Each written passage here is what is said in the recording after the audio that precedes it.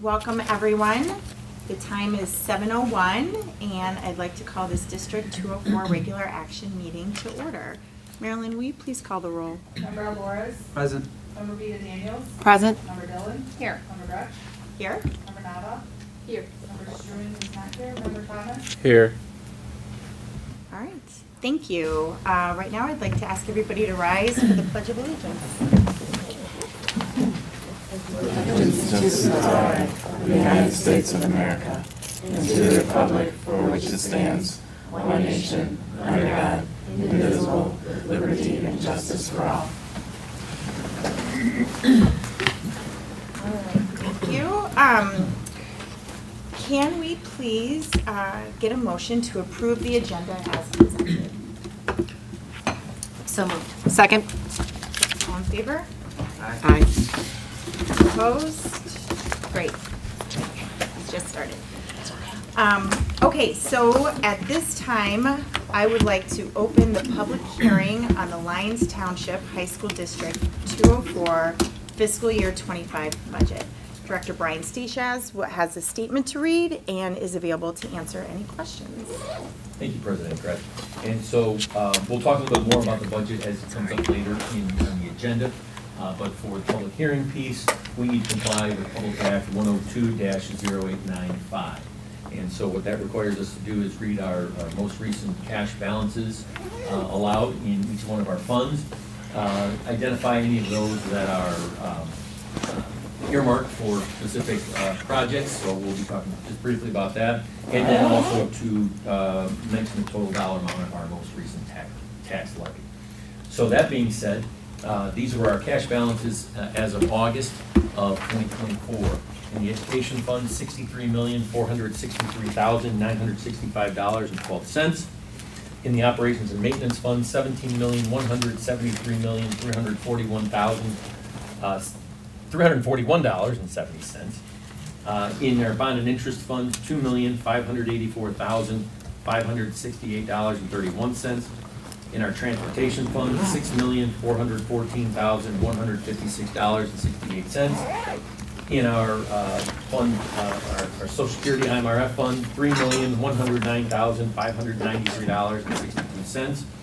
In Fund 60, which is our capital projects fund, $23,946,167.95. In Fund 70, our working cash fund, $4,312,530.94, for a total of $121,004,324.32. And again, identifying everything that is in the capital projects fund, the $23.9 million, that of course is set aside for our current projects that are taking place. And then finally, our total tax levy for the 23 tax year is $85,944,233. And so just one point I would make about that, we have been collecting property taxes. As many of you know, your tax bill was due, I believe, on August 1st.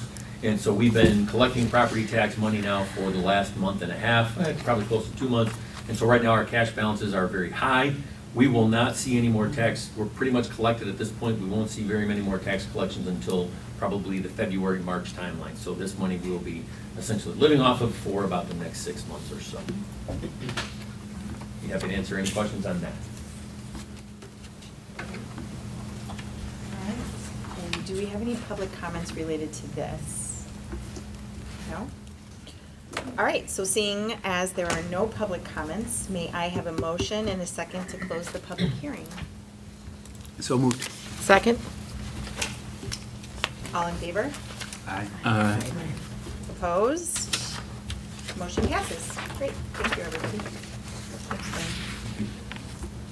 So our next item is public participation. Marilyn, do we have anyone signed up? Yes.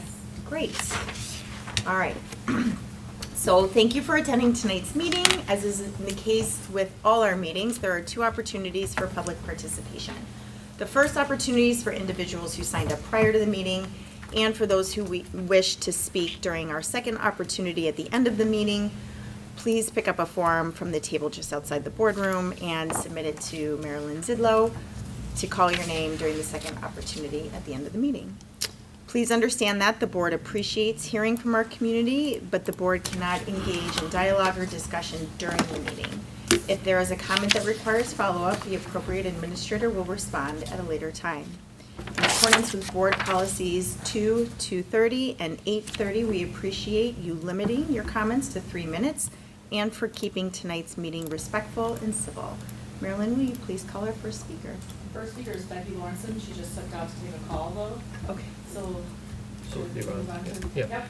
Lisa Okay. Hammond from the LTPA.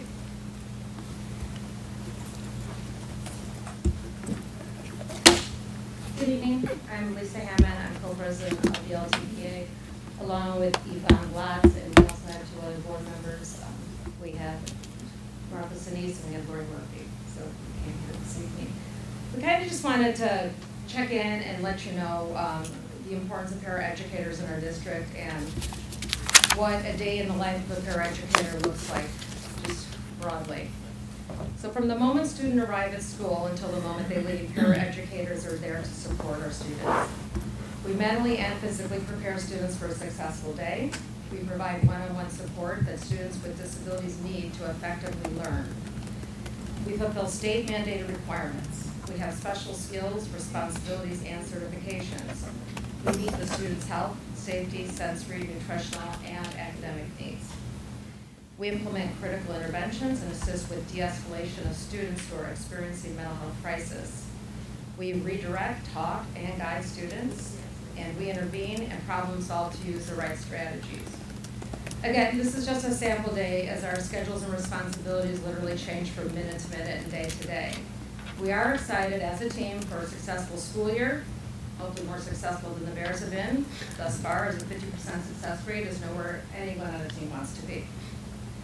We'd like to thank you as a board for letting us speak this evening. We'd also like to thank the teachers for their continued support, and we would like the community to know that we will always provide value and critical support to our students and our community. We look forward to highlighting in the upcoming board meetings some specific roles that we play, and just are hoping to kick off the year with a really positive note and work together as a team and continue to be successful as a school district. So thanks for having us. Thanks so much. Appreciate that. I see Becky Lawrenson's back in the room. Becky?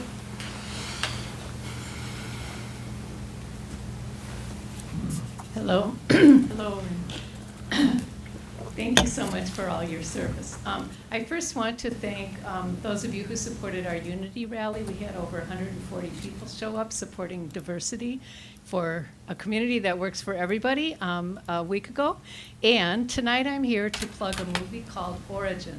Origin was a movie written by Isabel Wilkerson, and she did research and compared the race situation in the United States to the caste system in India. So it's a very highly acclaimed movie. We've been able to work with a number of groups throughout the region to be able to show it to you for free at the LaGrange Library, October 5th, from 1 to 4 p.m. And on Sunday, there'll be a live interview with Dr. Yengi, who is a Dalit scholar. I think that's the caste system in India. He's a scholar that helped her research this and also the movie. So the movie is her story about how she pieced together the connections between our racial hierarchy in the United States, Nazi Germany's persecution of the Jews, and the century-old caste system on the Indian subcontinent. So it's really a fantastic movie, wonderful opportunity to see it and have a discussion afterwards. And I'll forward the flyer to you all. And you do have to register. Seats are limited, so we encourage you to register as soon as possible. And it's also open to anyone in the community who's interested. Thank you. Thank you.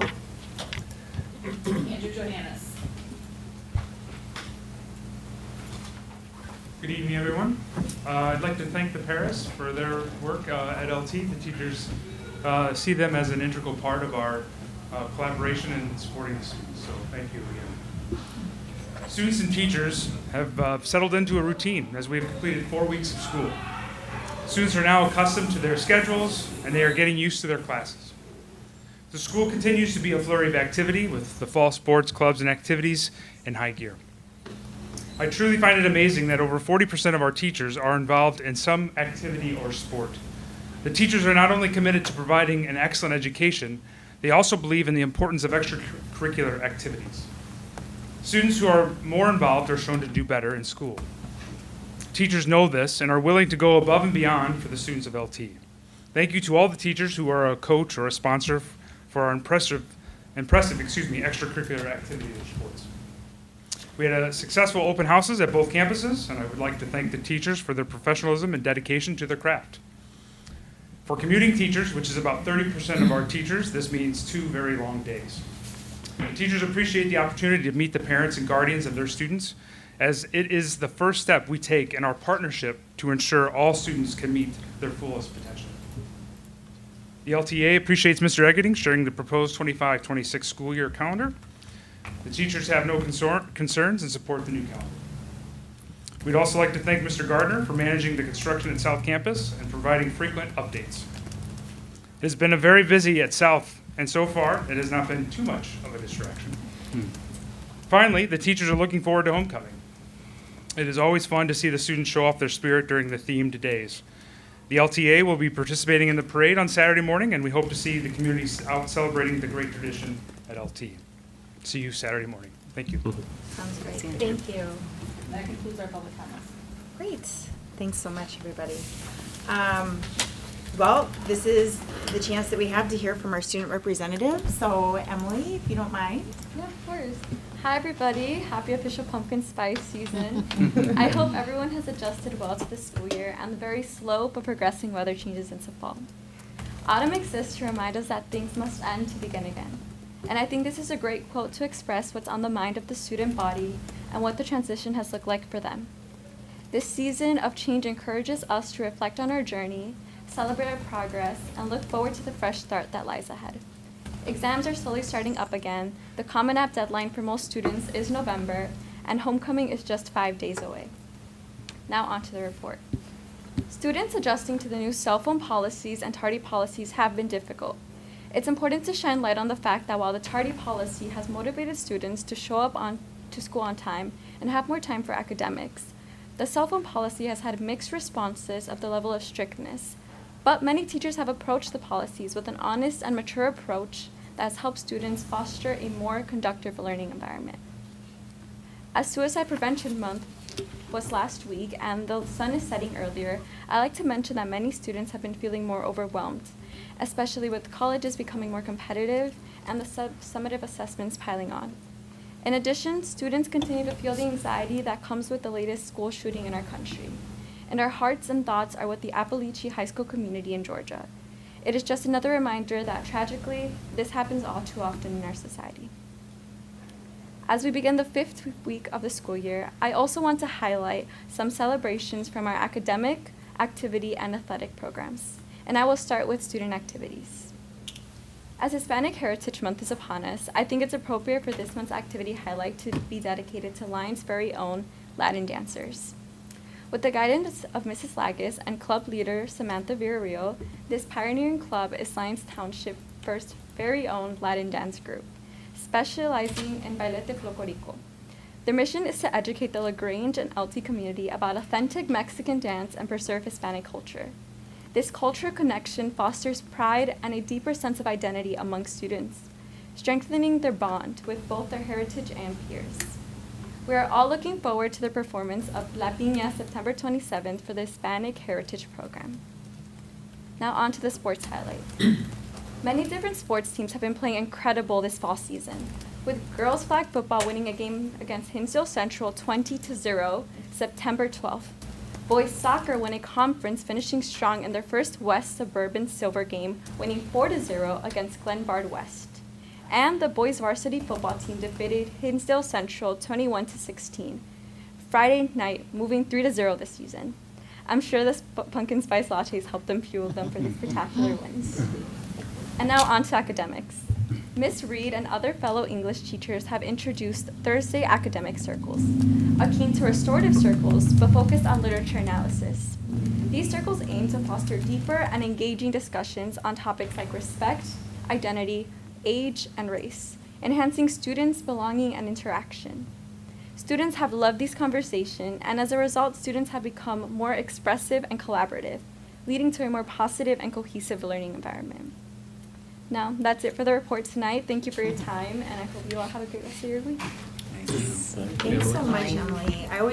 We all appreciate hearing all the events and the accolades, but I just want to say, especially, I really appreciate feedback from the students on new policies or changing policies and current events, so please, more of that. It's really, really helpful. I love to do it, so thank you. Thank you.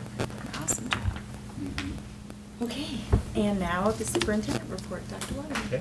Good evening, everyone. I just have a few things to highlight. I want to start with a brief reminder that in your packet, you will find a memo that provides the monthly FOIA report since our last meeting in August. I also want to highlight the Public Acts 096-0434, 097-0256, and 097-0609 require that on or before October 1st of each school year, all school districts must share with its Board of Education and post on its website an itemized salary compensation report for every employee in the district, which includes base salary, pension contributions, health insurance costs, and any other form of compensation. So accordingly, that compensation report is provided to your table this evening, and we will also be posting it on our website tomorrow. Just to highlight there. And then LT, as Emily mentioned, LT is currently celebrating Hispanic Heritage Month, which is observed each year from September 15th through October 15th. This time period and the day of September 15th specifically is very significant because it's the anniversary of independence for Latin American countries Costa Rica, El Salvador, Guatemala, Honduras, and Nicaragua. In addition, Mexico and Chile celebrate their Independence Days on September 16th and 18th. At LT, about 25% of our students are of Hispanic or Latino origin, and we are enjoying planning activities throughout this month to celebrate Hispanic Heritage Month, including our Nuestra Historia celebration that's scheduled for Friday, September 27th, which Emily also mentioned.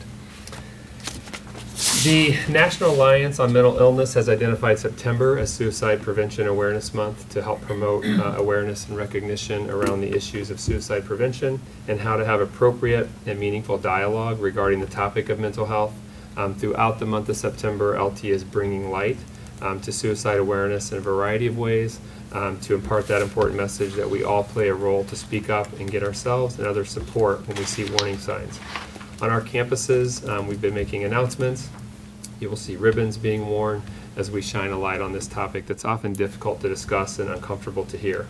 And of course, an important part of this is we invite our parents and guardians to join us in having these same conversations at home with your students and your families as we recognize Suicide Prevention Awareness Month. And then finally, I want to highlight that LT is really proud to have once again partnered with LaGrange Hospital and Advent Health this past weekend to offer a free health clinic to our community. This was held in the Corral on Saturday most of the day. It included chiropractic care, dental exams, diabetes and nutrition education, lab screenings, orthopedic and pediatric care, sports physicals, vision screenings, and a whole host of other health services. So this is the third annual event that we've partnered with LaGrange Hospital on, and we really just love the opportunity to partner with them as we both work to support our community. And that concludes my superintendent report for this evening. How many people do we usually have come, I won't hold you to it. Probably 100-ish, I'm Okay. thinking, yeah. I think they had like 60 pre-registered. I'm sure they had more come through the door, so don't quote me on that. No, I think I it's was probably just around kind 100. of looking for a ballpark. Yeah, yep. That's great. Thank you. All right, so then we can move into unfinished business.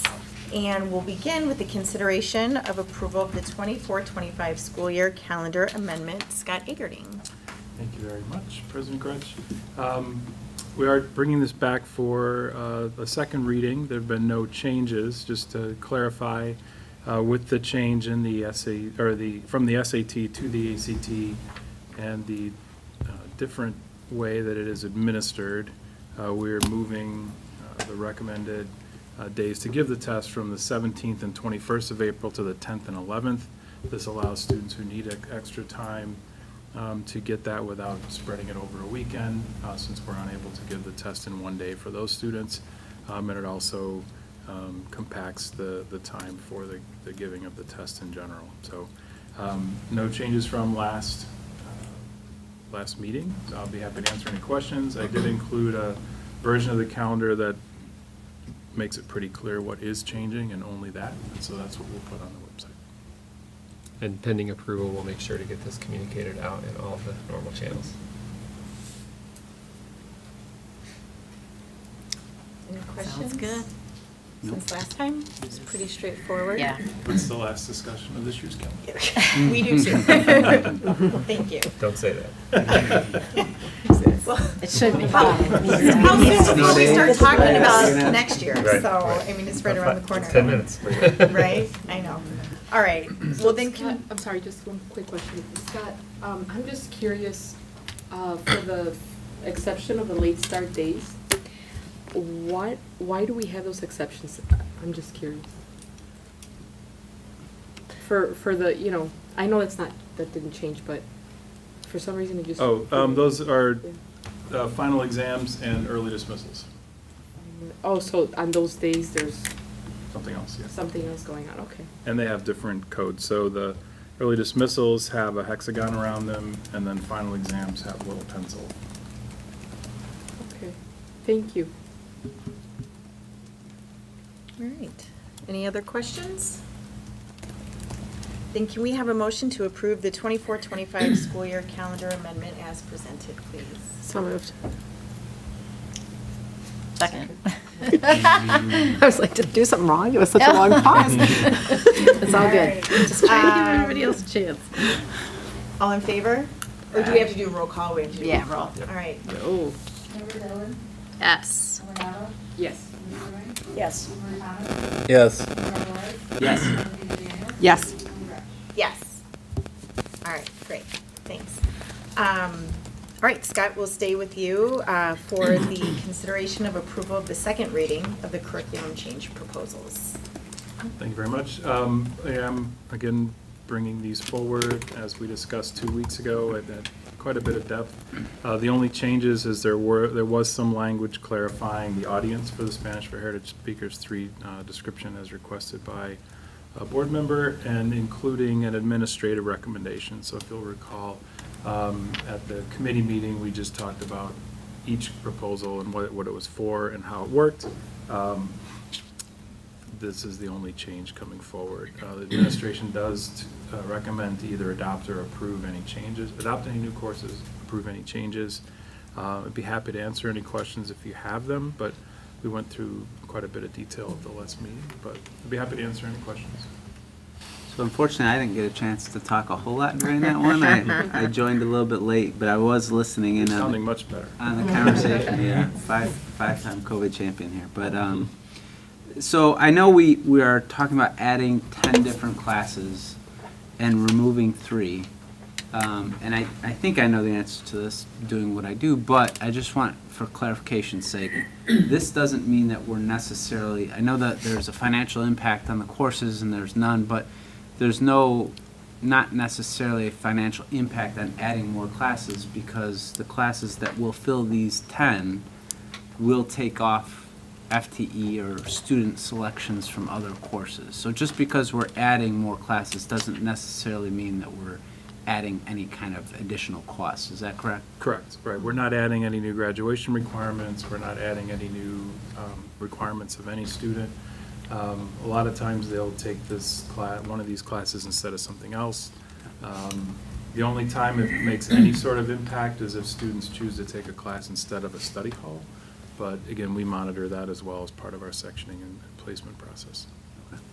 But definitely adds a lot of really cool classes, so that's exciting to have. I just wanted to make sure that I had that, understood that correctly, so thank you. Sure. Cool classes, and then obviously ones that feed into that whole career Yeah. pathway initiative that's, that we're really going for. And then I know, Scott, that you were trying to keep us updated. You heard anything back from COD about some of the concerns we had around them being able to accept our credits and not have our students? Yeah, so there's a couple things going on right now with COD, in particular with the transition math, and one of them is getting an MOU for data sharing agreement. And so once that is finalized, they're going to send us the placement information for all of our students that are in that class. so I'll have more information then. But That would be they great. were absolutely responsive to my question, but they aren't going to Good. share the data until we have the other. Yeah, because I just want to make sure we don't lose sight of that and keep the pulse on that for them, just because it affects our students so much as they graduate. Okay, thanks. Any other questions? All right, thank you so much. Then can we please have a motion to approve the curriculum change proposals as presented? So moved. Second. Please call the roll. Member Nava? Yes. Member Struey? Yes. Member Thomas? Yes. Member Alvarez? Yes. Member Gina Daniels? Yes. Member Dillon? Yes. Member Gretsch? Yes. I know that fly. There's a Oh. Great. All right. Well, that concludes our unfinished business. So as we move into new business agenda items, the first couple of which are related to budget, I do want to note that while we had a long discussion about potential new funding opportunities at our committee of the whole meeting, it's not included on tonight's agenda because there's no new information to consider. We have an informational meeting scheduled with the Pleasantdale Park District for Friday afternoon, September 27th.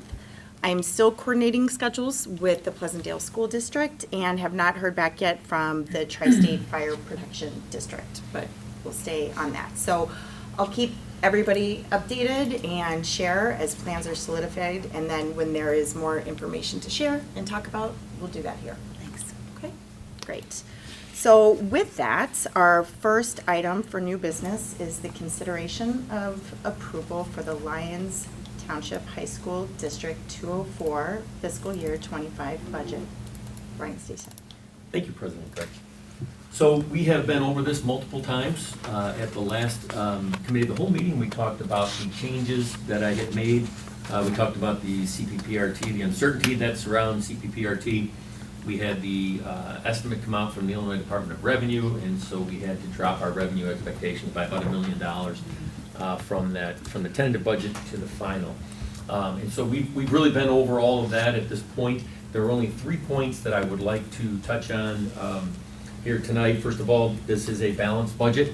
Still, even with that loss of $1 million in revenue, we have $99.5 million of revenue against $98.9 million of expected expenditures. So it's a $600,000 surplus to the budget. Now, those are just the operating funds. That does not include capital projects fund, where we are paying for our ongoing projects from.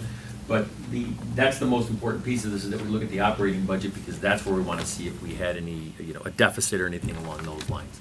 Because that money in those other projects, or in the capital projects fund, for example, is already set aside for those projects. So that being said, again, the 3 points that I just quickly wanted to touch on. First of all, we have the capital expenditures. I want to just kind of point this out to everybody. We had $32.5 million in the capital projects fund for continuing to pay for the ongoing projects.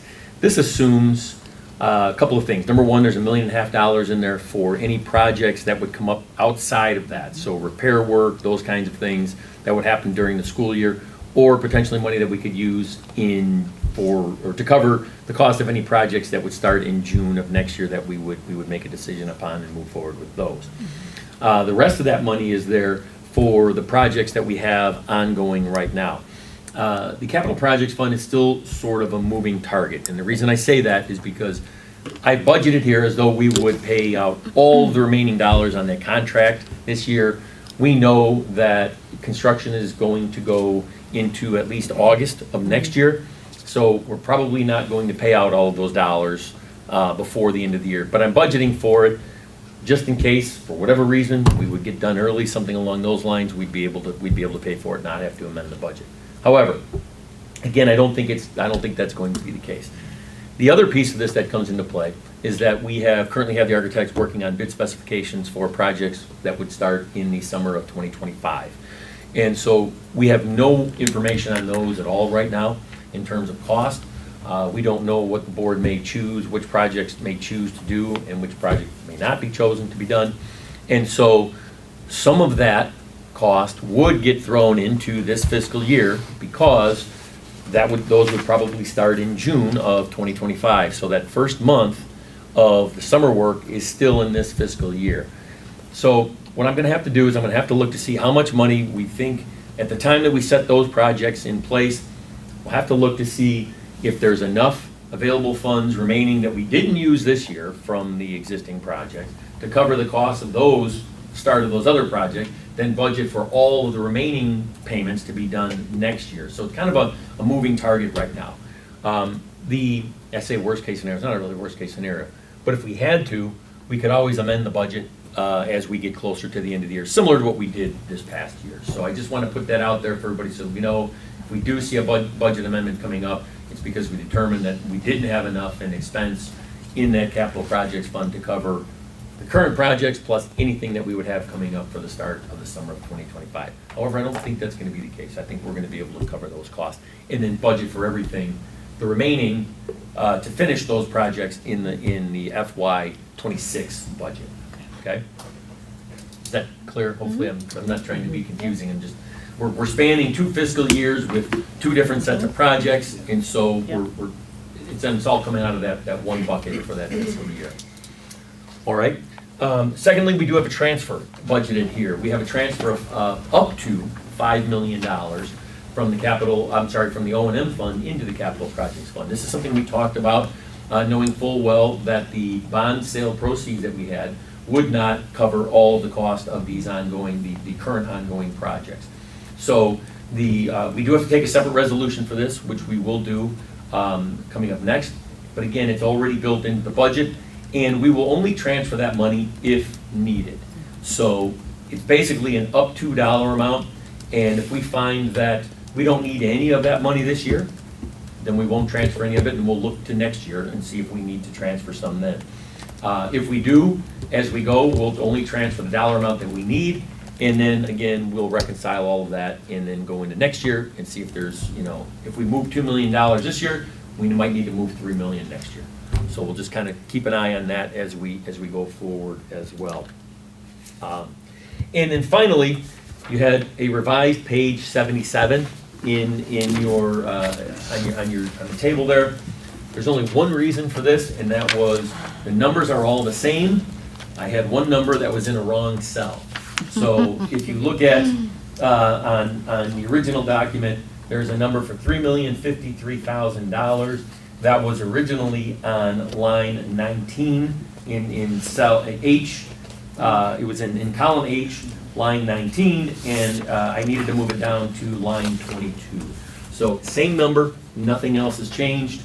It just had to come out of that one cell and be moved down to the 3 cells down. That was it.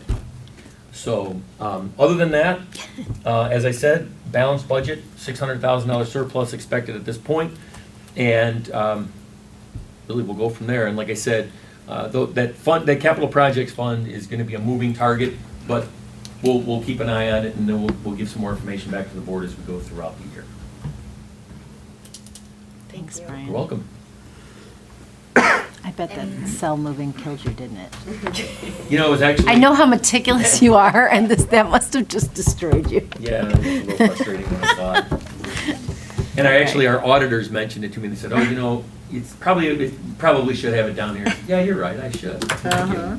There you go. Thanks. So, Thanks for doing Thank you that. for all of that. Any questions? Yes. Yeah, so my one question is, with looking at that line 22, I had to line it up to see exactly Yes. what it was, because it's small. And it says special education programs K through 12, private tuition, but wouldn't it be, we're not paying any, just to clarify, you're not paying anything that would be out of our district. You're not paying for kindergarten for somebody. It's only going to be 9 No. through 12. they are our students. Correct, I just want to clarify, okay. Yeah, they are only LT students that we would be paying. But it's just, that's the category, but it would Yes. only fall in 9 to 12. Correct. That's Okay. the category that ISB puts on this document. This is the State Board of Education Got it. document. So they kind of round it all up into that 19, if you look at column B, the 1912 function, as they call it. And so they just round it all up in there, but we would not be paying for anybody who is not an LT student. Oh, I just wanted to clarify that. Okay, perfect, thank you. Yes, sure. Please. I don't see, where's the fund balance? So Is it on? it's not on that page, it's going to be back in the packet where you actually have, let me go back to the page here. But right now, there's nothing moving from there. This is just O&M. Just, there is a $5 million transfer budgeted from O&M. Right, but it's not coming from fund balance, or is it? It would be, yes. It would be coming from the fund balance, correct. So then what would the fund balance be? Are you looking for the O&M fund?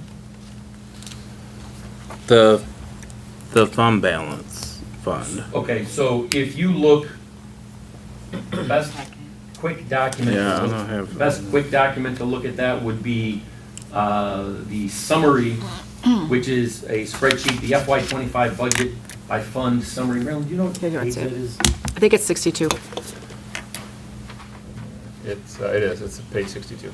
FY25 there it budget. is. Yeah, I have summary. page 61, so it's page 62 in your package. Yeah. Yeah, I So think that's that would be the best document to Make it quickly bigger look if at you that. And if you look down at the bottom there, estimated ending fund balance, that you would see them for all of the individual funds there. And then if you look in the far right-hand column, you would see the total for all of those funds. Now, I would Right, just caution, clarify, is that the one that's the 63,034,123? correct. So is that minus the 5? That is minus the 5, that's correct. Now, what I will tell you is this, is that those fund balance beginning numbers are still estimated because we are going through the audit at this point. Matter of fact, our auditors were just in last week working on this. So we will have a better handle on this as we finish the audit and look at exactly what the beginning fund balances were, and then we can calculate those, the fund balances to a better point. I don't think we're too far off here, but I still need to go through all of that with the auditors. So once we do that, I'll have a better number for you. Okay, thank you. Sure, welcome. Thank you. I was able to pull it up pretty fast. Any other questions? All right, then we'll have two votes, and the first, I'm going to ask for a motion to approve the Lyons Township High School District 204 budget as presented. Second. All right, Marilyn, could you please? Member Struing? Yes. Member Thomas? Yes. Member Morris? Yes. Member Vita Daniels? Yes. Ms. Dillon? Yes. Member Nava? Yes. Member Grant? Yes. Great, thank you. And then the second will be, if we could please have a motion to approve the resolution of transfer of funds from the O&M fund to the capital projects fund in the fiscal year 25 budget as presented. So moved. Second. Marilyn, could you please call the roll? Member Thomas? Yes. Member Morris? Yes. Member Vita Daniels? Yes. Member Dillon? Yes. Member Nava? Yes. Member Struing? Yes. Member Grant? Yes. Great. All right. So then, the next action item is the consideration and approval of Sean Brown Enterprises change order. Bryce Station. Thank you, President Gretsch. So yes, this is the, Sean Brown Enterprises, again, is the company that did the asbestos removal, asbestos abatement for us to start our current projects. And so the original contract amount with them was $209,000. You may recall that we brought a change order 1, this is actually change order number 2, change order 1 to the board, which was for an additional $12,200 because we were going to grab some more washrooms and begin the renovation of those, so we needed to begin with the asbestos removal. That being said, this change order is actually a deductive change order in the amount of $12,307.57. We were hoping to, while they were down in the tunnel areas of South Campus, to remove all of the asbestos down there. However, time did not permit that with the speed at which we needed to move forward in the project. And so that work, what was abated was what was necessary for the project, and then the other items, the other asbestos that was down there as far as the pipe installation, those types of things, was not abated at this time. We will look to do that again in a future project, so that credit was provided here. So at the end of the day, we pretty much ended right back where we were at $208,892.43. And I do want to make the point that even though that additional work, asbestos was not abated, it poses no threat to anybody. It is not disturbed, it is not in any condition that it would pose any threat to anybody in the building. Thank you. Sure. That was the only question I was Yes. gonna ask, if anything was properly encapsulated. or- Correct. Okay. Yep, yep. So, and this will be the final change order. This would close out this contract, and then we would make our final payment to them as such. Great. Any other questions?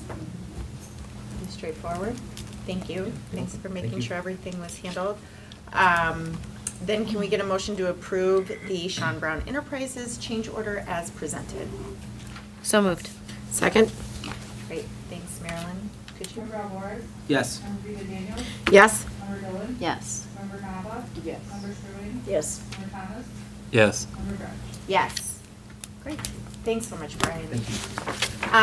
All right, the next two items are informational, and we'll begin with the first reading of the 25-26 school year calendar. In my office, we're thinking about next year. This is what we do Right.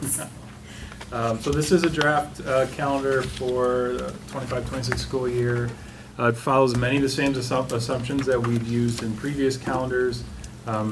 This would be starting on the 18th of August, finishing up on the 29th of May. This, just given a couple of small little quirks of the calendar, we do get one extra day in first semester than usual, so 84 rather than 83 days, with 92 days second semester. We would be finishing first semester on the 19th of December and returning then students on the 6th of January.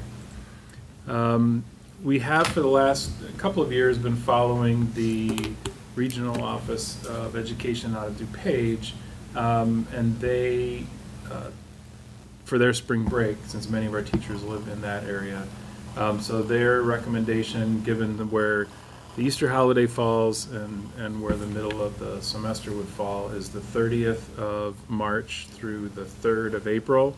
And then in those years when Easter is a part of spring break, we take the 6th of the day, the Monday after, as a day off rather than the Friday before. Other than that, there are no really major unique things. We do have 3 institute days, teacher work day in the middle of the year rather than at the end of the year. That is something new for this year, and the way calendar approvals work, we don't know if we like that yet, but we'll find out in January. But that being said, everything else is pretty much in place. Graduation would be the 27th, and I've actually already had some people inquiring about the spring break date for international trips and other things, so believe it or not, it's time to talk about next year. It has been shared with the Faculty Association. Following this meeting, we will place it on the website for public comment, and they will. The community can send me any questions or opinions, and I'll share all that at the next meeting in October. Thank you. Can I ask a quick question? Sure. You've got the 25-26 breakdown from first and second. Mhm. Do you happen to know what they are for this year? 8394. I'm sorry, 80. Yeah, 8394. And neither of those pose a problem for one semester courses? There's always a little bit of juggling, but one of the things that you have, if with the way AP classes work and with state testing, there's a lot of interrupted time in May and late April. Okay. So our teachers have learned how to work around that. Certainly it would be great if it was totally balanced. The only way that works is either to have final exams after winter break or starting on the 4th of August. Both of those are terrible ideas. So this is why we have an imbalance. Touche. Thank you, sir.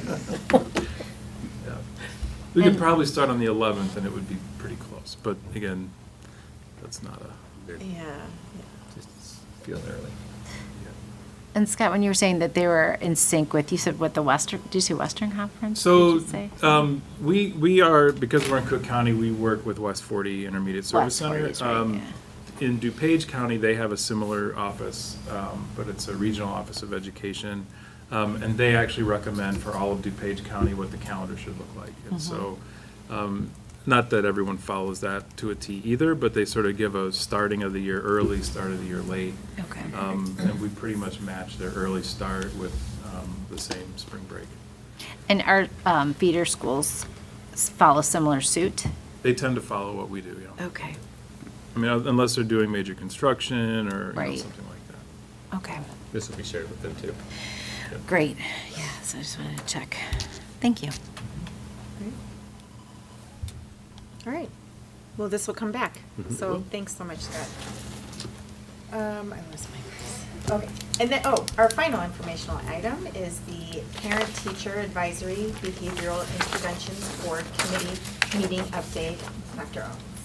Thank you, President Gretsch. Just an update, we had our first meeting of the Parent-Teacher Advisory Behavioral Interventions Board Committee, or PTABIC for short, on Tuesday, September 10th in the morning at 7 a.m. We have 23 members, many around the table are members, including President Gretsch and Vice President Alboras. This is a group of teachers and administrators, counselors, social worker, nurse, as well as a few parents from our district, and we invited, because of our topic, Nancy DeBray, who's from West 40. She's their Director of Truancy Outreach and Teen Parent Services. She's also a community member, because we are talking about attendance this year. So looking at just the national trend in attendance and the increase of chronic absenteeism across, again, the country, but certainly LT has also experienced that. We are diving into this topic to look at how we may want to revise some of our attendance processes and procedures and make sure that we are providing interventions and support for students and families here at LT to ensure that attendance is better and increases. And just we started by really digging into what are the definitions of different types of attendance, so truancy, absenteeism, et cetera, reviewing our current policy and student handbook language, and talking through what our current continuum of interventions looks like. So we had different team members sharing, and then asked all the members of the committee to jot down any questions that they were thinking of as we went through. It was a lot of information. We wanted to kind of get everyone on the same page so we can continue in this work throughout the course of the year, have everyone jot down questions, and then also jot down areas that they think would be good goals for the committee. So kind of focusing on taking a look at some of the comments and some goal areas standing out about communication about attendance and making sure families and students are very aware of attendance practices, and then again looking at different interventions that we can provide to our families. So we will be meeting at least 3 more times throughout the school year. We may add additional meetings if we feel like we need more time together. There will certainly be communication with the committee in between those meetings as well. But overall, it was a strong start to a really complicated topic with a lot of information. We reviewed data specific to LT as well, and so everyone got a good sense of kind of where we sit as a district as compared to other districts in the state and across the nation.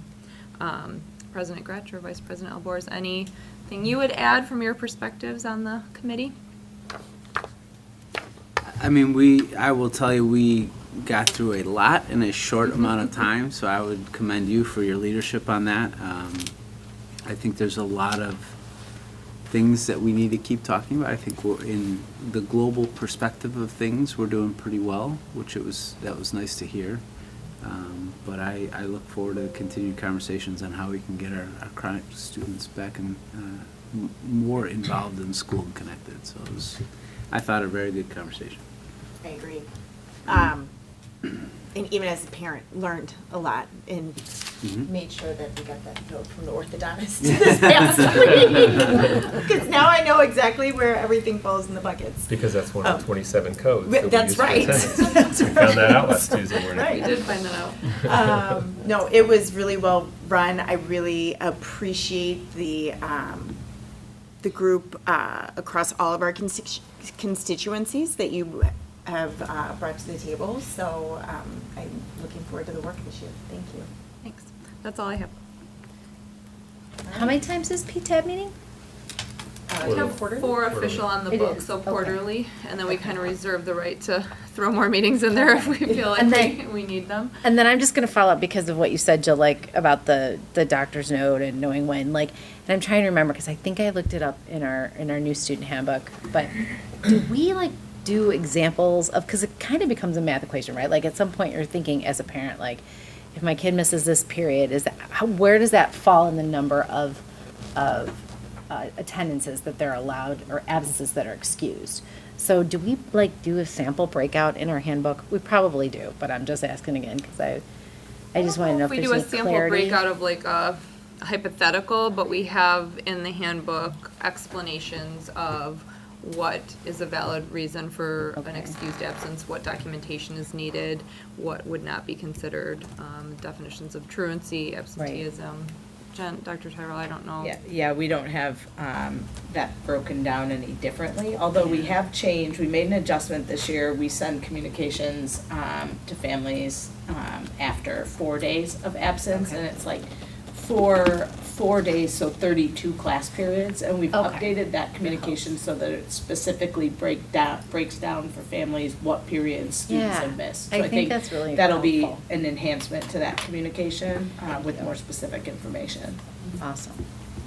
Because it's really going to take a community effort to also make a difference, and it's going to take a lot of parents' involvement and community members and the support from our teams too. So appreciate that. I think the Thank you. communication piece will be one of the biggest goals of the committee, just from the conversations we had at the table and then the feedback I received. Because again, we, all of us sitting around the table, I think learned something from the meeting, and we're all in and out of it throughout each day. And so I think that just speaks to how confusing it can be for everyone to kind of monitor that and understand what counts as excused, not excused, and that whether excused or not excused, those all count towards absenteeism. So just that communication piece is going to be really significant, I think, for our families and our students to understand. And did you guys cover the cell phone policy? Was that part of it, or was it just you focused strictly on? We focus just on Okay, attendance. yeah. for Okay, committee. thank you. Yeah. Just curious. Appreciate it. No. Thank you. Any other questions about that? It'll be more throughout the year, so. Yeah, we'll Good update work. after each meeting. Thanks, guys. Thanks for Thank doing you. it. All right, that concludes our new business. So we've now reached the consent agenda portion of our meeting. So our consent agenda includes the following items: payment of bills and financial statements for LTHS and LADSI for August 2024. Human resources items for LTHS and LADSI for August 2024. Review and approval of the meeting minutes. Overnight trip requests. Can we have a motion to approve the consent agenda as presented? So moved. Second. Great. Marilyn, would you please call the roll? Member Rita Daniels? Yes. Member Dillon? Yes. Member Baba? Yes. Member Struling? Yes. Member Thomas? Yes. Member Lewis? Yes. Member Brush? Yes. Great. And then the final agenda item is the second opportunity for audience members, but we don't have anybody signed up. So this is great. Thank you. Less than a minute. Oh. Might be another record. right We're, there. now, may I please have a motion to adjourn the meeting? I lose track tonight. To adjourn the meeting. So moved. Second. All in favor? Opposed? All right, thanks, everybody. Thank you. Have a great homecoming week. Thanks, everyone. Have a great Yes. night. Hey, Paula, Lots can of I? celebration.